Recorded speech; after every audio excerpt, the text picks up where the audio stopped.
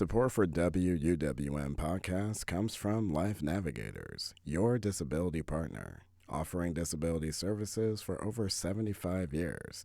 More on their family resources at lifenavigators.org or their helpline, 414-774-6255. You're listening to Lake Effect Spotlight from WUWM, Milwaukee's NPR station. Here's one of our favorite conversations about the people, places, and organizations that shape Milwaukee. The Knowles-Nelson Stewardship Fund will likely come to an end this June. Earlier this year, the state Senate failed to reauthorize funding for the program. The Stewardship Fund has helped protect 750,000 acres of land statewide by investing roughly $1.3 billion to protect Wisconsin's natural landscape. The Stewardship Fund has been working with government and nonprofits since 1989. But in recent years, it's faced more politicization. WUWM's Eric Vaughn Fellow Maria Peralta-Arellano is joined by DNR Facilities and Lands Bureau Director Terry Bay to learn more. So we're talking about the Knowles-Nelson Stewardship Program, which was originally authorized in 1989. And since 1989, there's been a number of adjustments, reauthorizations of the program. Those readjustments and reauthorizations have now come to an end through the years. So without reauthorization, the program ends on June 30th of this year. With that coming forward, the governor proposed in his biennium budget a reauthorization of the program. And what the governor had proposed is a 10-year reauthorization of the program, and that would be at $100 million a year, so for a total reauthorization of $1 billion of the program. Since then, since that was proposed and that was rejected in the budget by the full legislature, two separate bills have been introduced by the legislature. I don't have the exact numbers, but one from each side of the House for reauthorizing the program. Each of those reauthorization efforts had its own, position on what the program should be doing and what the program shouldn't be doing at different authorized funding levels. Nowhere near what the governor had proposed. So are you able to describe where those party lines are forming, what Republicans want from any form of reauthorization, what Democrats may want? The Republicans' concern about the program that have been, indicated to us, has been oversight of the program. So there was a case that came up to the Supreme Court that questioned the Joint Finance Commission's authority on overseeing and approving land acquisitions for the department. So statute required, in general, the Joint Finance Commission to approve land acquisitions. That was challenged in the Supreme Court, and the reason it was challenged was the Joint Finance Committee at the time was not putting land acquisitions on their agenda. So we had a lot of land acquisitions that were sitting for literally years because they would not bring them up and put them on their agenda. That all came to a head, and a lot of political and legal folks got at it. The Attorney General obviously was involved. It eventually rose up to the Supreme Court, and the Supreme Court ruled in favor of the Attorney General's office, in favor of the Attorney General, in that the Joint Finance Commission and other subcommittees didn't have that authority to do that. And that really brought the stewardship program into focus, and kind of this punching bag for those reasons. And then how are you guys preparing for the end of the program? Is there any way that the Stewardship Fund is appealing to more donors outside of the state government? Is it possible that the public could donate, or how are you guys just preparing for that? I think that's an excellent question because it's obviously a daily conversation here of a program that's existed for so long. Donations can be received by the department, but we cannot solicit the donations. And donations are a big part of the program.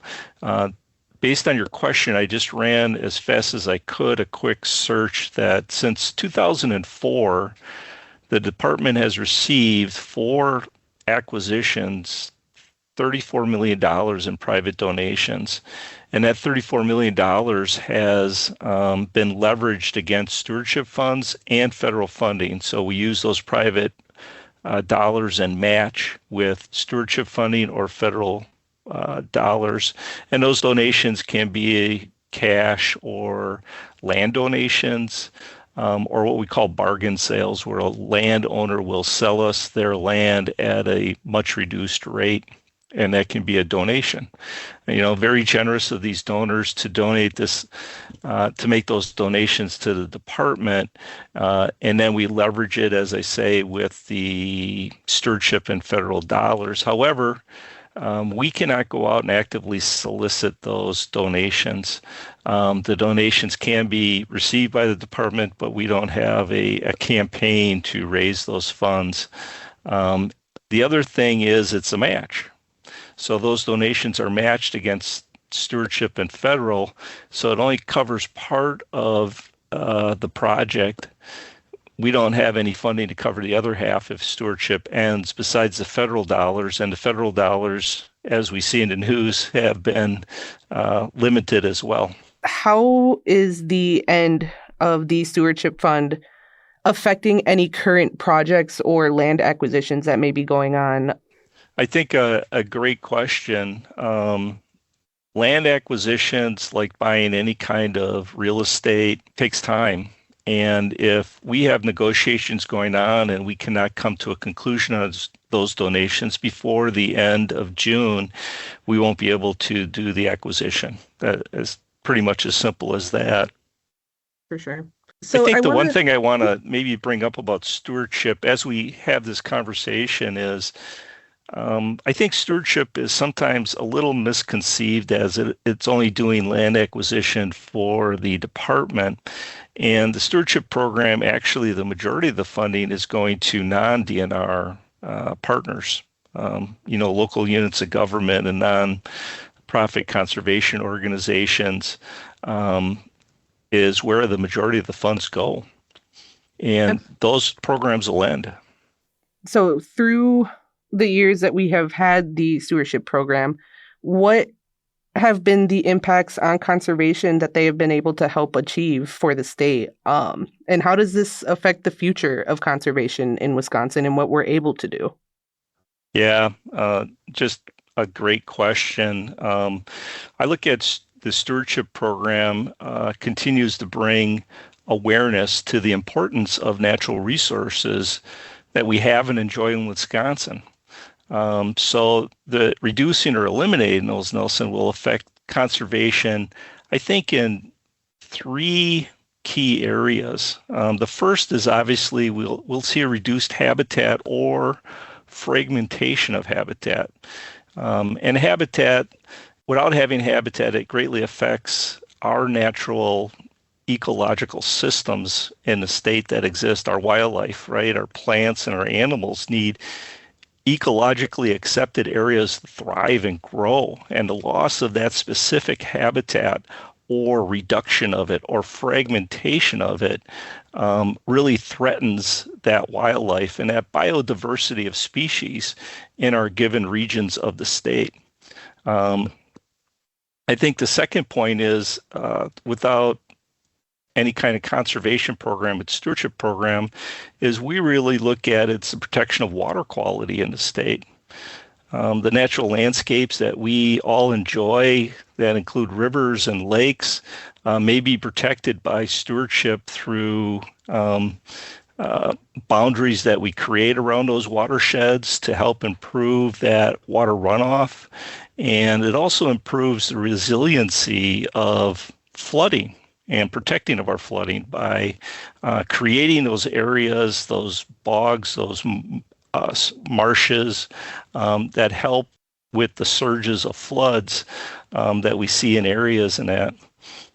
And then finally, we just always see it as a support to the local economies. With no increases in stewardship or any kind of stewardship, we're going to not see any increases in any kind of outdoor recreational opportunities.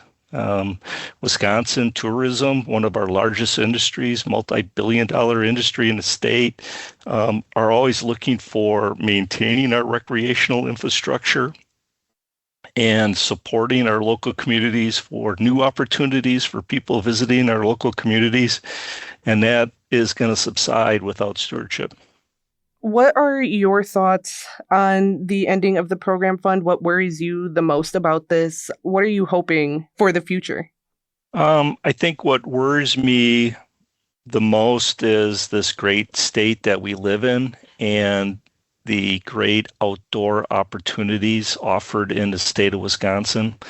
There's a quote by Gathering Waters, which is one of the collaborations of land trusts. And Gathering Waters noted that, Wisconsin doesn't protect as much land as our neighbors in Michigan and Minnesota. And that's really going to affect our overall climate, our what we enjoy in doing outside and those recreational values and our water qualities. So it really concerns me is how this will affect this absolute great state that we live in and that outdoor recreational value. We all saw the giant uptick in outdoor recreation during the pandemic. People got outdoors. And we had all these opportunities in the state of Wisconsin to get outdoors. And it really concerns me on what that will do to the overall state on a program so important as this. Terry Bay is the Facilities and Land Bureau Director for the Wisconsin DNR. He spoke with WUWM's Eric Vaughn Fellow, Maria Peralta-Arellano.